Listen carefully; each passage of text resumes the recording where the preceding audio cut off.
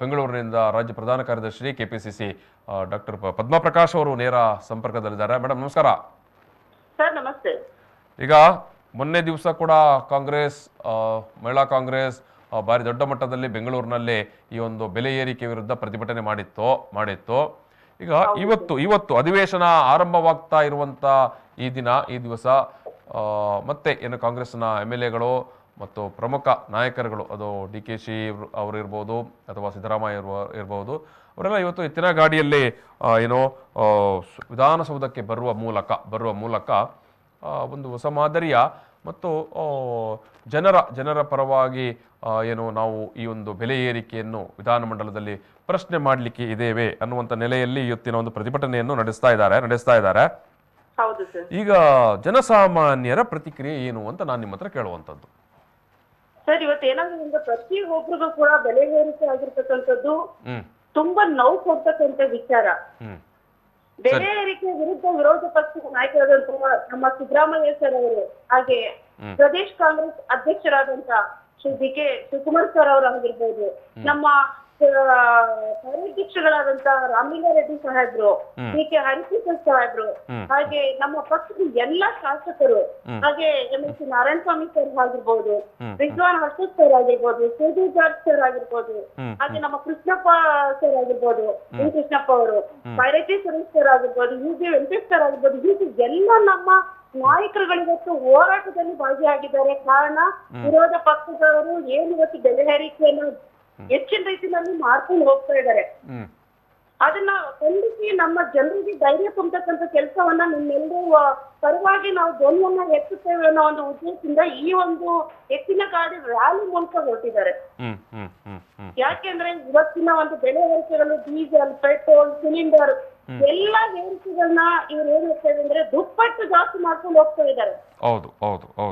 ಇದು ಬಡವರಿಗೆ ನೋವು ಕೊಡ್ತಕ್ಕಂಥ ವಿಚಾರ. ಇಂಥ ಒಂದು ಕೋವಿಡ್ ಸಂದರ್ಭದಲ್ಲಿ ಈ ರೀತಿ ಇವರು ಬೆಲೆ ಏರಿಕೆಗಳನ್ನ ಮಾಡ್ಕೊಂಡು ಹೋಗ್ತಿರ್ತಕ್ಕಂಥದ್ದು ಯಾರಿಗೂ ಕೂಡ ಖುಷಿ ಅಂತಕ್ಕಂಥದ್ದಿಲ್ಲ ಸರ್. ಯಾಕಂದ್ರೆ ನಾವು ಮೊದಲಿಂದಲೂ ಕೂಡ ನಿಮ್ಗೆ ಗೊತ್ತಿರೋ ಪ್ರಕಾರ 70 ವರ್ಷದ ಸಾಧನೆಯಲ್ಲಿ ಬಡವರ ಪರವಾದ ಪಕ್ಷದಲ್ಲಿ ನಾವು ಇಟ್ಕೊಂಡು ನಮ್ಮ ಕಾಂಗ್ರೆಸ್ ಪಕ್ಷದ ನಾಯಕರು ಬಡವರಿಗೋಸ್ಕರ ಹೋರಾಟಗಳನ್ನ ಮಾಡ್ಕೊಂಡು ಬಂದಂತವ್ರು. ಆದ್ರೆ ಇವತ್ತು ಪ್ರತಿಯೊಂದು ಬೆಲೆ ಏರಿಕೆಗಳನ್ನ ಈ ಒಂದು ಸಂದರ್ಭದಲ್ಲಿ, ಕೋವಿಡ್ ಇರ್ತಕ್ಕಂಥ ಸಂದರ್ಭದಲ್ಲಿ ಆಲ್ರೆಡಿ ಎಲ್ಲರೂ ಕೂಡ ಜನಸಾಮಾನ್ಯರು ಹೊಂದಿದ್ದಾರೆ. ಇನ್ನ ನೋವು ಮೇಲೆ ನೋವುಗಳನ್ನ ಕೊಡ್ಲಿಕ್ಕೆ ಈ ಒಂದು ಸರ್ಕಾರ ಹೊರಟಿದೆ ಅಂತಂದ್ರೆ ನಮ್ಮ ನಾಯಕರುಗಳು ಅಷ್ಟು ಈಸಿಯಾಗಿ ಬಿಡ್ತಕ್ಕಂಥವ್ರಲ್ಲ. ಧ್ವನಿಯನ್ನ ಎತ್ತುತ್ತಾರೆ ಮತ್ತೆ ಹೋರಾಟಗಳನ್ನ ಮಾಡೋ ಮೂಲಕ ಮುಂದೆ ಹೆಜ್ಜೆ ಇಟ್ಟು ನಮ್ಮ ಜನರಿಗೆ ಸಹಕಾರ ನೀಡ್ತಕ್ಕಂಥ ಕೆಲಸವನ್ನ ಮಾಡ್ಲಿಕ್ಕೆ ನಮ್ಮ ನಾಯಕರು ಇವತ್ತು ಏನು ವಿಧಾನಸಭೆ ಹೋಗ್ಲಿಕ್ಕೆ ಒಂದು ಎತ್ತಿನ ಗಾಡಿ ಮೂಲಕ ಒಂದು ವಿಷಯವನ್ನ ತಲುಪಿಸ್ತಾ ಇದ್ದಾರೆ. ಯಾಕೆ ಈ ರೀತಿ ಸರ್ಕಾರ ನಡೆಸ್ತಾ ಇದೆ, ಬಡವರ ವಿರೋಧವಾಗಿ ಯಾಕೆ ಈ ರೀತಿ ಕೆಲಸವನ್ನ ಮಾಡ್ತಾ ಇದೆ, ಈ ಒಂದು ಸರ್ಕಾರದ ಉದ್ದೇಶ ಜನರನ್ನ ತುಳಿಬೇಕು ಅನ್ನೋ ಅಂತ ಉದ್ದೇಶನ. ಈಗ ಪರವಾದ ಪಕ್ಷ ಅಂತೂ ಖಂಡಿತ ಅಲ್ಲ ಸರ್. ಇವತ್ತು ಪ್ರತಿಯೊಬ್ರು ಕೂಡ ನೋವಿನ ಅಲೆಯಲ್ಲಿ ಸಾಯ್ತಾ ಇದ್ದಾರೆ, ಪ್ರತಿಯೊಂದು ಹೆಜ್ಜೆಗೂ ಕೂಡ. ಈಗ ಈ ನಡುವೆ ಇನ್ನೂ ಒಂದಷ್ಟು ವಿಚಾರಗಳನ್ನು ಕಾಂಗ್ರೆಸ್ ಈ ಸಂದರ್ಭದಲ್ಲಿ ಎತ್ತಿಕೊಂಡಿದೆ ಅಂತ ಅಂದ್ರೆ, ಕೋವಿಡ್ ಸಂದರ್ಭದಲ್ಲಿ ಸರಿಯಾದ ಪರಿಹಾರ ವಿತರಣೆ ಮಾಡಿಲ್ಲ, ಜೊತೆಗೆ ನೆರೆ ಸಂತ್ರಸ್ತರಿಗೆ ಸರಿಯಾಗಿ ಪರಿಹಾರ ವಿತರಣೆ ಮಾಡಿಲ್ಲ, ಕೋವಿಡ್ನ ಸಾವಿನ ಲೆಕ್ಕಾಚಾರದಲ್ಲೂ ಕೂಡ ತಪ್ಪು ಲೆಕ್ಕಾಚಾರ ಕೊಟ್ಟಿದೆ, ಹಣವನ್ನ ಮಾಡ್ಲಿಕ್ಕೆ ಹೊರಟಿದೆ ಸರ್ ಈ ಒಂದು ಸರ್ಕಾರ. ನಿಜ ಹೇಳ್ಬೇಕಂತಂದ್ರೆ ನೀವ್ ಹೇಳ್ದಾಗೆ ನೆರೆ ಸಂತ್ರಸ್ತರಿಗಂತೂ ಖಂಡಿತ ಅವ್ರಿಗೆ ಕಿಂಚಿತ್ತು ಅವ್ರದೇ ಆದ ಒಂದು ಏನು ಉತ್ತರ ಕರ್ನಾಟಕದಲ್ಲಿ ಇವತ್ತು ಆದಂತ ಸಂದರ್ಭದಲ್ಲಿ ಎಷ್ಟು ಜನ ನಾಯಕರಿದ್ದಾರೆ ಬಿಜೆಪಿ ಅವರಲ್ಲಿ, ಹೋಗು ಒಬ್ಬರನ್ನ ಸ್ಪಂದಿಸ್ಲಿಲ್ಲ, ಅವ್ರ ಕಷ್ಟ ಏನು ಅಂತ ಆಲಿಸ್ಲಿಲ್ಲ ಈ ಸರ್ಕಾರ ಇಟ್ಕೊಂಡು.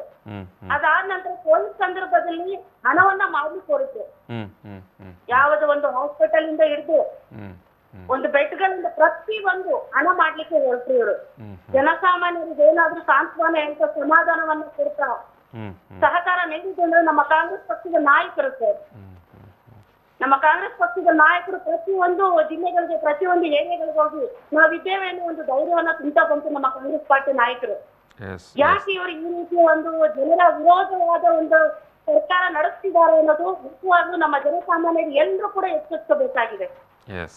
ಇಂಥ ಒಂದು ಸರ್ಕಾರ ಇಷ್ಟ ಅಂತ ಒಂದು ನೆನಪು ಬರಬಾರ್ದು, ಆ ರೀತಿಯಲ್ಲಿ ವಾಶ್ ಔಟ್ ಮಾಡ್ಬೇಕು.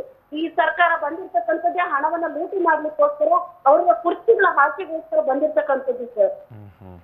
ಇವತ್ತು ಜನರಿಗೆ ನಾವಿದೇವೇನೋ ಒಂದು ಶಕ್ತಿಯನ್ನ ತುಂಬ್ತ, ನಾವಿದೇವೇನೋ ಒಂದು ಧೈರ್ಯವನ್ನ ತುಂಬ್ತ, ಇವತ್ತು ಏನು ಬೆಲೆ ಏರಿಕೆಗಳು ನೋಡ್ತಾ ಇದ್ದೀರಾ ಸರ್, ಬಡವರು ಎಲ್ಲೋಗ್ಬೇಕು.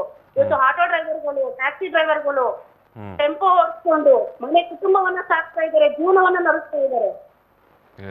ಅಂತವ್ರಿಗೆ ಇವರು ಸಹಕಾರ, ಇವರು ಒಂದು ಹೊಸ ಹೊಸ ಯೋಜನೆಗಳನ್ನ ಕೊಡ್ತಾರೇನೋ ಒಂದು ಭರವಸೆ ಮೇಲೆ ಬಂದ್ರು ಇವರನ್ನ ಅಧಿಕಾರಕ್ಕೆ ಕಳಿಸಿದ್ರೆ ಹೊರತು ಇವ್ರು ಈ ರೀತಿ ಮೋಸಗಳನ್ನ ಮಾಡ್ತಾರೆ. ಇವರು ಕುರ್ಚಿ ಆಸೆಗೋಸ್ಕರ, ಹಣದ ಆಸೆಗೋಸ್ಕರ ಇವರು ಅವರ ಒಂದು ಸರ್ಕಾರಕ್ಕೆ ಬರ್ತಾರೆ ಅನ್ನೋದಿದ್ರೆ ಖಂಡಿತ ನಮ್ಮ ಜನ ವೋಟ್ ಮಾಡ್ತಾ ಇರ್ಲಿಲ್ಲ ಸರ್. ಪ್ರತಿಯೊಬ್ರು ಹೇಳ್ತಾ ಇರ್ತಾರೆ, ದಯವಿಟ್ಟು EVM ಏನೊಂದು ಇದಿದೆ ಅದನ್ನ ಫಸ್ಟ್ ಹೋಗ್ಲಾಡ್ಸಿ ಮೇಡಮ್ ಅಂತ ನಮ್ಗಳಿಗೂ ಕೂಡ ಒಂದು ರಿಕ್ವೆಸ್ಟ್ ಮಾಡ್ತಾ ಇರ್ತಾರೆ. ಆದ್ರೆ ನಮ್ಮ ನಾಯಕರುಗಳು ಕೂಡ ಆ ಒಂದು ಇದ್ರಲ್ಲಿ ಹೋರಾಟಗಳನ್ನ ಮಾಡ್ತಾ ಇದಾರೆ. ಇವ್ರೇನು ದುಡ್ಡಿನ ಆಸೆಯಿಂದ, ಆಮಿಷಗಳಿಂದ ಇವ್ರೇನು ಅಧಿಕಾರ ಕೊಡ್ತಾ ಇದಾರೋ ಇದನ್ನ ಫಸ್ಟ್ ವಾಕೌಟ್ ಮಾಡ್ಬೇಕು ನಮ್ಮ ಜನ ನಿರ್ಧಾರ ಮಾಡ್ತಾರೆ ಸರ್, ಮಾಡಿದಾರೆ ಆಲ್ರೆಡಿ.